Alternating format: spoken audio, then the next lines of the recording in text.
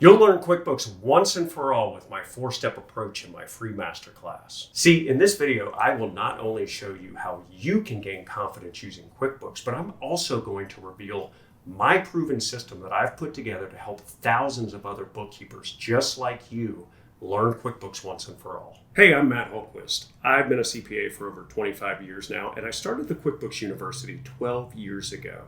And I have helped over 4,000 people easily learn QuickBooks. Now, some people would say you need an accounting degree or you need to spend countless hours watching YouTube videos to learn how to use QuickBooks. But I'm telling you, these are all just myths designed to take your hard-earned money and waste your valuable time. You see, QuickBooks can seem like a maze, more specifically, a maze where you're blindfolded. But look, I'm here to give you the answers. I'm here to shine a light and give you step-by-step instructions on navigating that maze. And I boiled it down to a simple step-by-step process. So if you're tired of just getting by and knowing the basics of QuickBooks, I invite you to join the masterclass where I reveal to you the 4-step approach I've put together to help thousands of other QuickBooks users just like you learn QuickBooks once and for all.